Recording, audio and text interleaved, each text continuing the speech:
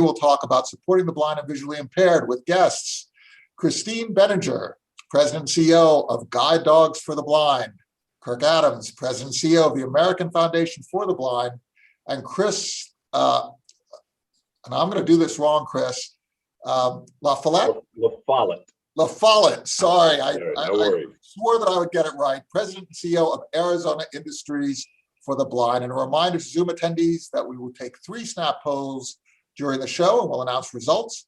And questions submitted to the Q&A function at the bottom of your screen will be included in our discussion. And please do ask questions. So thank you for joining us. Thank you all for coming on. We're going to be talking about services to our fellow Americans. How do we ensure that people can engage in civil society, in business, in everyday life through mutual support, right? That's what we should be about here in America. So let's talk about the kinds of support that you all offer. Christine, let's start with Guide Dogs for the Blind. We all know you and your mission, but the details of how you deliver the supportive services and this companionship is so important. Could you talk about the mission and your founding, your scale of operations? Sure, thanks so much, Mark. Yeah, Guide Dogs for the Blind is the largest guide school in North America, the second largest in the world, actually.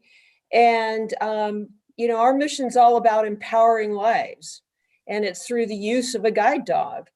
So, a lot of people think, how tough can this be, right? You raise a couple dogs, you find a few folks that, are visually impaired and you put them two together, but it's a pretty complicated process.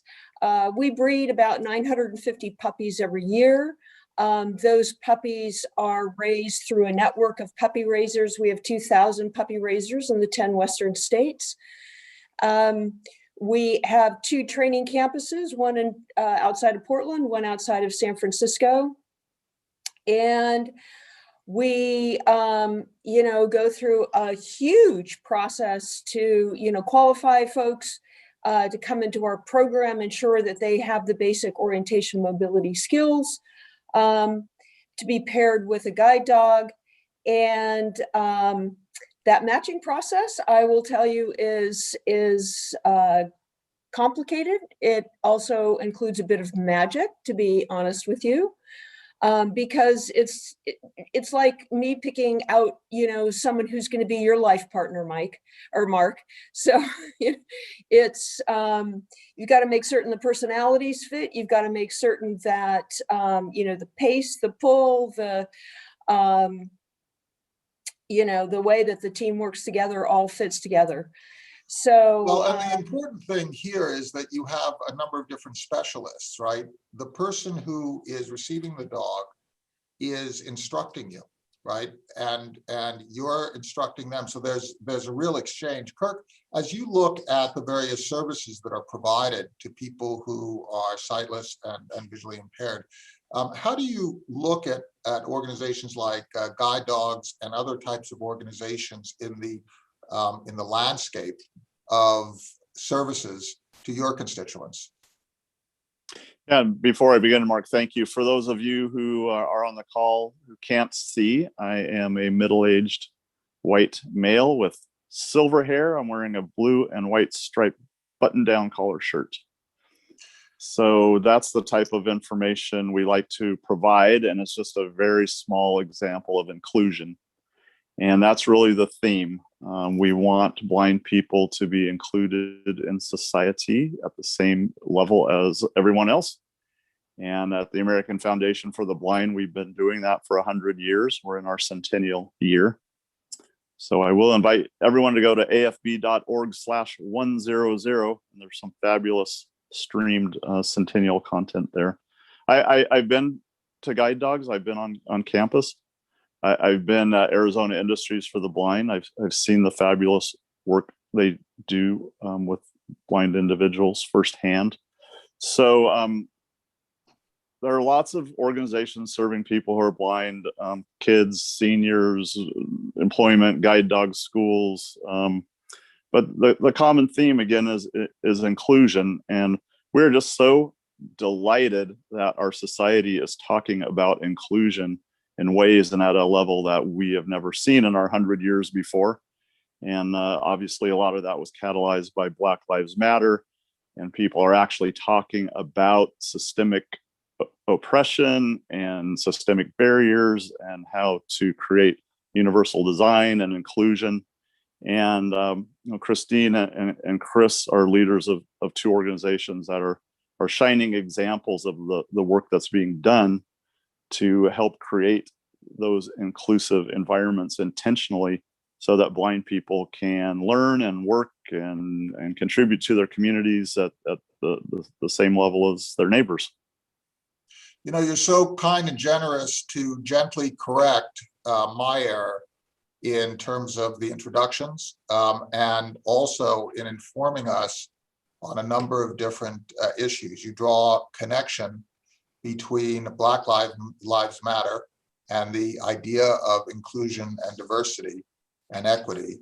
And that idea, when it's applied to people who have various disabilities, of different genders, of different races, it's a transition that we all need to make. We all need to become more conscious of. So I also am a white male. I'm wearing a suit jacket and a white shirt, have some glasses, have some gray hair.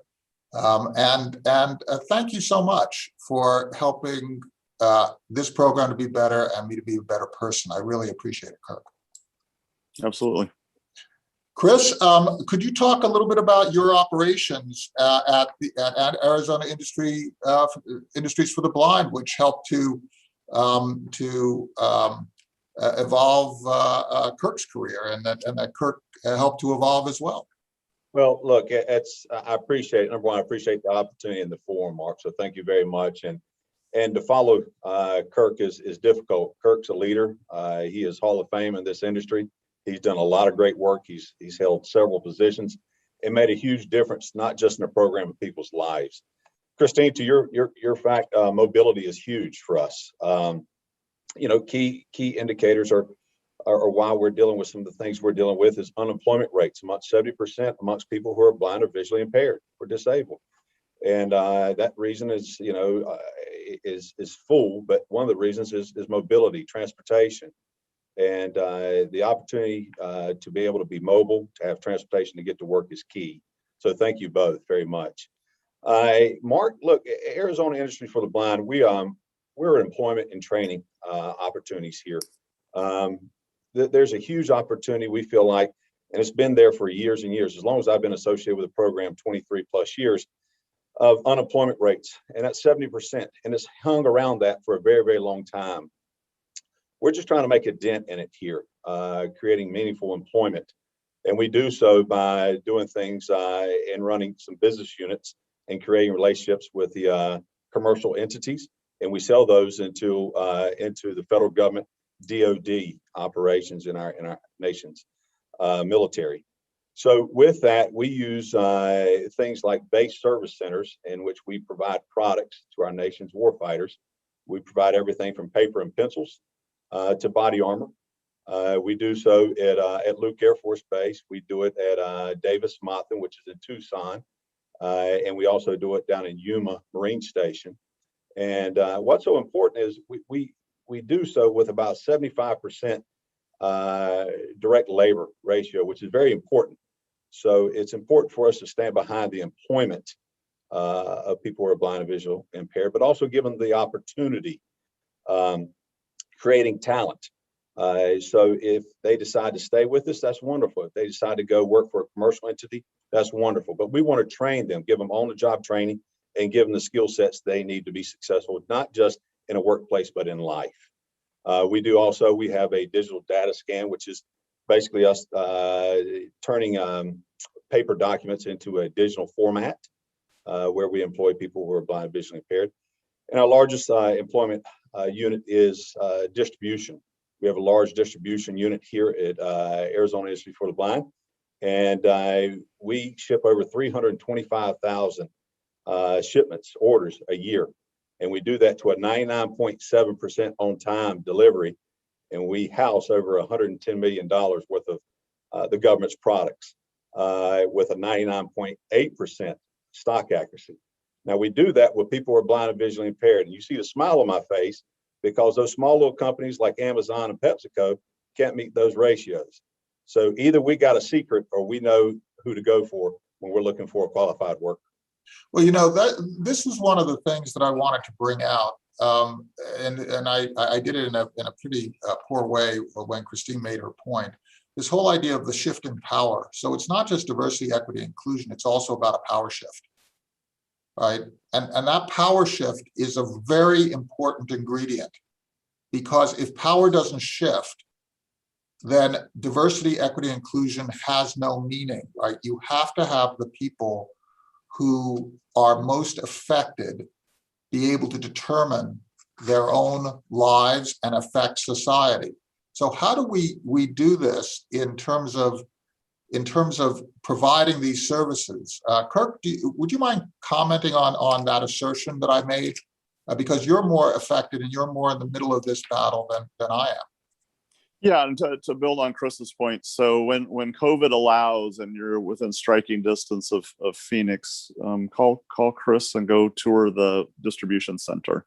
It's a sophisticated, up-to-date, modern 21st century technology, and it's all been carefully designed so that blind and visually impaired people can perform all of the job functions. If you're in striking distance of San Rafael or Portland, Oregon, go visit the guide dog campuses and hold the puppy, of course. The concept that we want to scale here is that being blind, being visually impaired gives you the opportunity to develop characteristics and skills and strengths that are important and valuable and desirable. So when we talk to an employer and we say, what are you looking for in your employees? They say, we want people who are creative problem solvers. We want people who have grit and resilience that can be flexible. We want people who can work in teams with lots of different kinds of people, and manage risk. And the lived experience for me, being since I those things at an early age, and blind and visually impaired. Kirk, we just had a disruption in your internet connection. Christine, in terms of Kirk's point, this whole idea of creating empowered individuals. When you look at the design of your campus and the design of your program, how do you ensure that is part of your process, from puppy raising to the training of the dogs, to the matching, and to the sustained relationship that you have with your clients? That's a great question, Mark. Thank you. And, to Kirk's point, I'm a little embarrassed that I didn't describe myself when I first started. So if I could just take a second, I am female, I have blonde hair, I have glasses, and I have a background screen that is a picture of one of our working teams, a gentleman with his guide dog walking down a street in San Francisco. So thank you for giving me the opportunity to do that, Mark. But, empowerment is really key, right? When we feel empowered, really, there's nothing that we can't do. And so that's really the key mission for Guide Dogs for the Blind. And that's what a guide dog does. It's not just about safe travel, because that's what a guide dog does, but it's that bridge to the community. So when you talk about social isolation, we've all been feeling that right now, right? With the pandemic. That's something that somebody with a visual impairment feels on a daily basis, because you can't really see your community around you. And, typically if you're traversing the world with a cane, people have a little bit of reluctance to engage with you, because cane cane travel involves touching, and so people have a tendency to get out of the way. With a guide dog, people are automatically attracted to you. And so one of the things that our clients say is that what a guide dog does for them is engage them with the community, because you're the most popular person in the room when you walk in with your guide dog, right? But it's also that companionship, that soulmate that gives you that feeling of independence and empowerment. And from that, people create their lives in ways that are absolutely phenomenal. And I look at that with, our clients, the things that they do, the things that they tackle. I mean, we have people who are titans in business. We have people who are professional athletes. We have people who, are raising 3 children on their own. There's nothing that an empowered person can't tackle. And so everything that we do is set up to support that. Kirk, you're back on. You're centered on the screen. Everything is great again. Isn't technology wonderful? Yes, I'm in the wilds of Snohomish County, Washington, halfway between Seattle and the Canadian border, and the little Wi-Fi issue. So thanks for bearing with me. No worries, no worries. You were Christine filled in so admirably talking about how collaboration works with the clients of Guide Dogs for the Blind, so that they shape their programs to invite and be informed by input. Kirk, you were making a point about just that, the whole idea of a power shift that is required, and how you can end up with operations that are more efficient by taking input from different communities. Could you continue your point? Yeah, sure. It's a race for talent, and if you want to win in business and competition and nonprofit and fulfilling your mission, you want to bring in the most talented people that you're able to. And if you create an inclusive environment that allows you to bring those talented people into your organization, you're doing yourself a favor. If you're creating an environment that proves to be barriers, you're hurting your ability to move forward in what you're trying to accomplish. So, another way to look at it is if you have a toolbox, you want all kinds of different kinds of tools, because you don't know what the job is going to be. We have a very rapidly changing environment. We need flexibility. We need to be able to attack things in different ways. If you're hiring a lot of the same types of people, you have a lot of the same types of tools in the toolbox. If you hire lots of different kinds of people, then you have a wide range of tools, a wide range of experiences. And again, I just make the point over and over that although blind people have traditionally not been given the same opportunities, people need to look at blindness as a set of assets, as a way that people have built strengths that are desirable and valuable. I think you made that point, right? The whole idea of abilities that shift. When one particular door is closed, all of a sudden other doors are opened, and that aspect needs to be valued and evaluated and then employed. Chris, you made that exact same point. One of the things that I found so fascinating by your brief description of Arizona Industries is the industries part.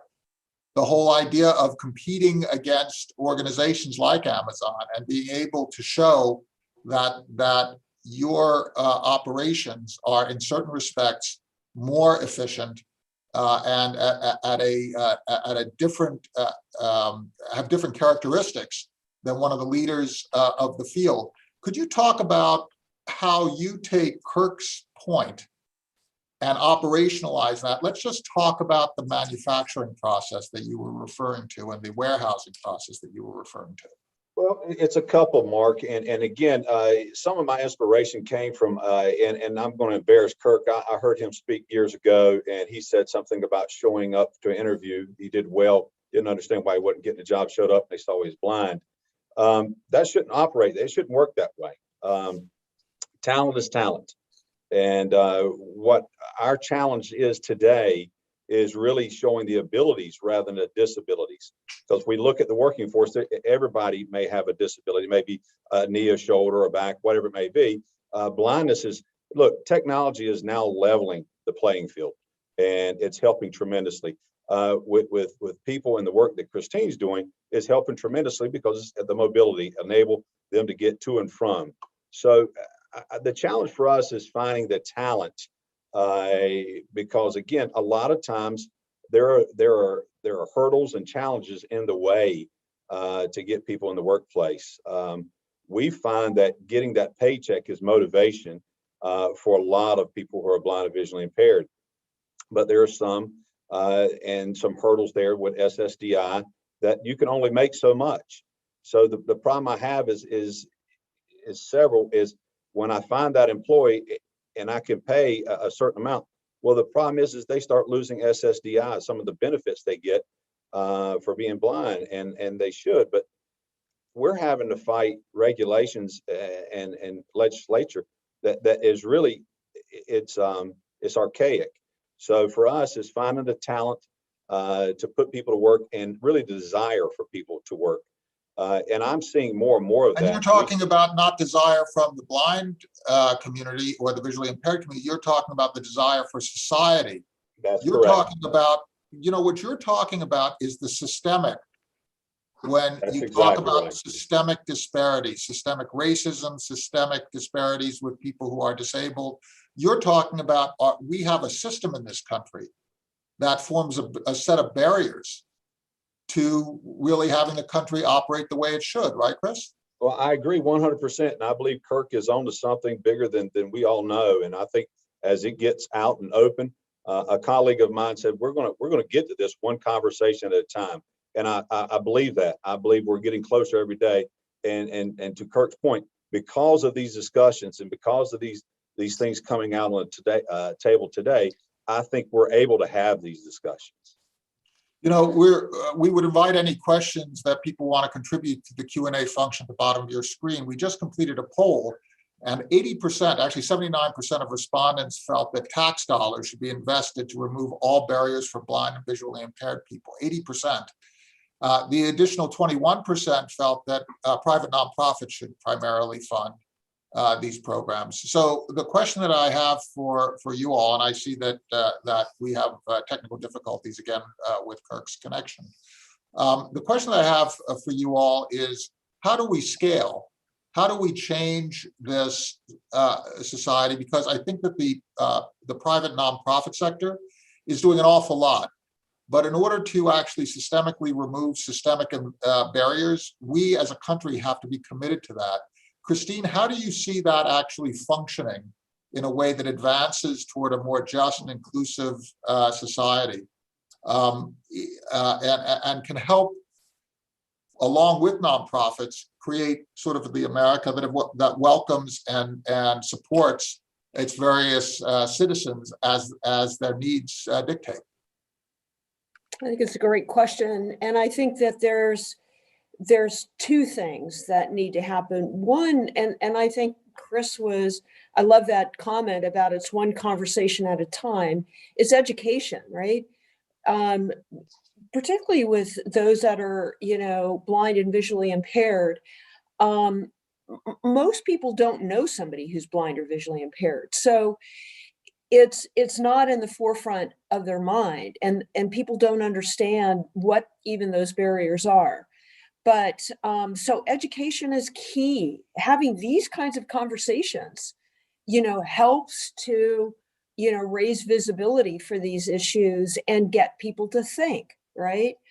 But secondly, we as, nonprofit organizations, we as, constituents, we need to advocate for these issues on a legal basis, right?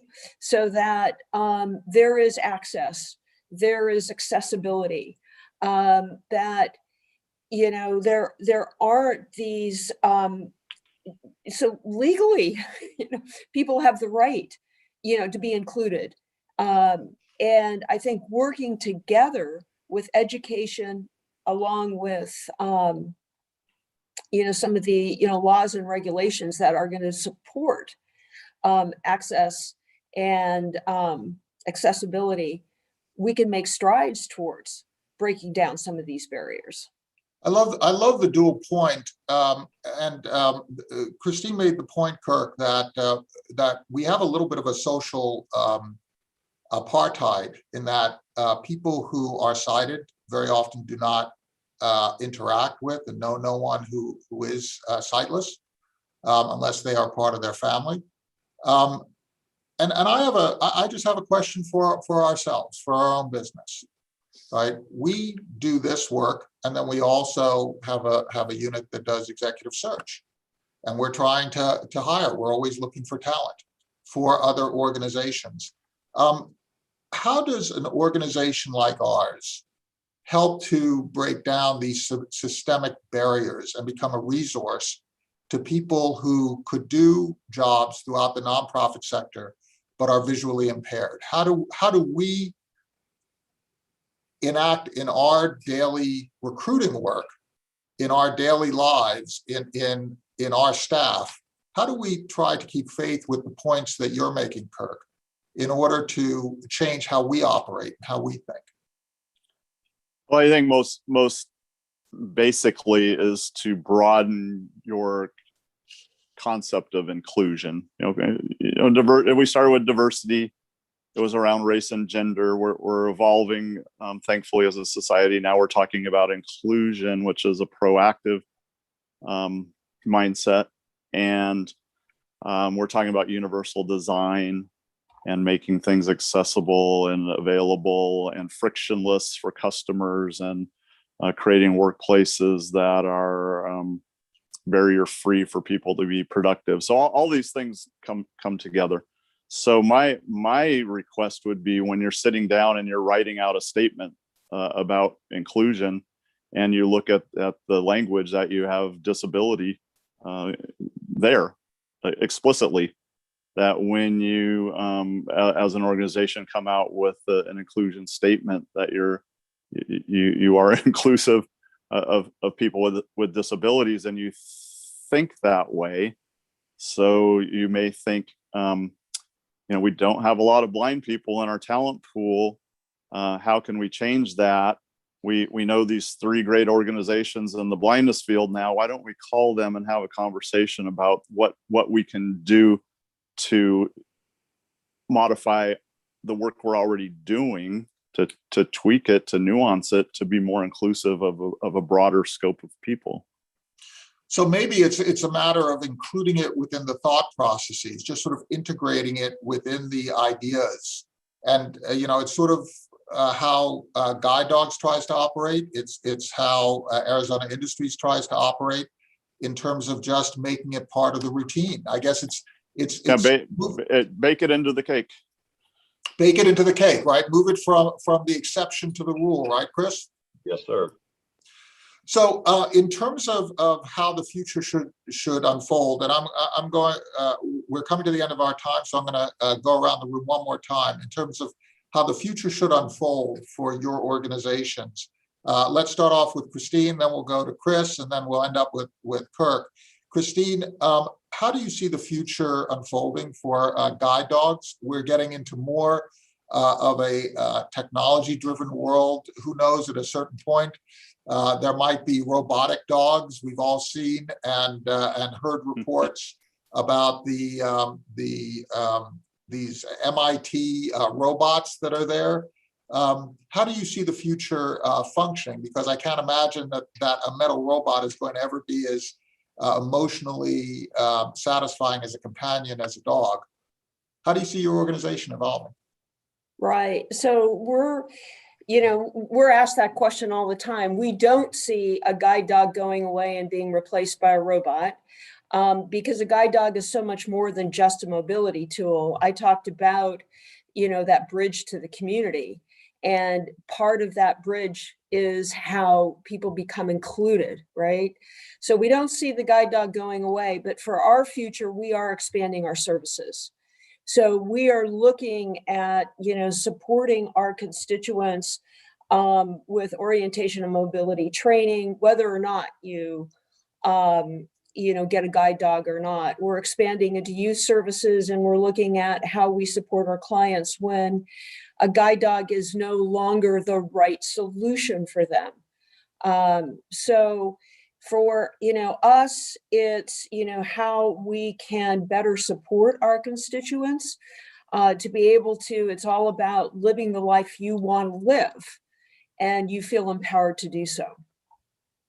And Chris, we just completed another poll in which we looked at which measures people believe would be most effective. Change in attitudes came number 1, and number 2 and 3, both with 24%, was improved accessibility, the point that Kirk made, and changes to legislation and government policies, which Christine also endorsed. So in terms of how you are going to evolve your organization over the next years, what do you see coming up? Well, and there's a book I like to read, and I'll just bring a phrase out of it. You give a man a fish, you'll feed him for the day. You teach that man how to fish, you'll feed him for life. We're trying to empower people through employment. We're trying to train, on-the-job training, and then going out to society, commercial, and showing the abilities rather than disabilities. At the end of the day, with innovation and technology, these things are leveling off. We're being competitive, and we see it happening every day. So for us, the future is bright. It's exciting, but it's not without its challenges. And people like Kirk and Christine are helping us meet those challenges daily. Super. And Kirk, you're back and you're unmuted. Yeah. Could you take us, quick. first of all, we're going to have to do another show, and we are going to have to do another show, if you would be willing, with your folks at the American Foundation for the Blind, because you have so much knowledge that we need to acquire. And we'd like to have a show about changing practices. Christine, do you think that would be a good idea if we just focused on changing practices and work just with Kirk's organization on a separate show? I think that's a fantastic idea. And that's part of that, raising visibility, right? It's And that conversation that needs to be had. Yeah, exactly. Yeah, let's We'd do love that. to do it. We'd Let's love to do do that it. if Kirk would be so generous as to Sign us up. Are you there, Kirk? Yeah, I think so. Oh, Anyway. wonderful. So Yeah. would you be okay doing that? Because Yeah, look, absolutely. we're a Please. small business. We want to do better, and it's so clear how we need help, and that would be terrific. And maybe we can also create out of that show something that could help others as well. It would be an honor and a privilege. We'd love to do it. Terrific. Thank you all for helping us. I know that the technology has been a little bit complicated, but this has been a fantastic show, and we'll improve a little bit in the editing. Christine Benninger, President and CEO of Guide Dogs for the Blind, Kirk Adams, President and CEO of the American Foundation for the Blind, and Chris, I'm going to get it wrong again. I've got it. LaFollette.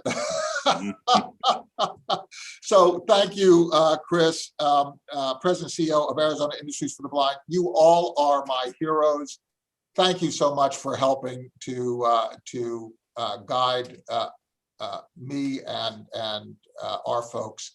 Thank you all for attendees, and we'll see you next Tuesday, where we'll be talking about trauma in the pandemic and how to treat trauma. That's the Nonprofit Report. Everybody stay safe and mask up. Take care all. Thanks, Mark. Thanks. Thank you so much.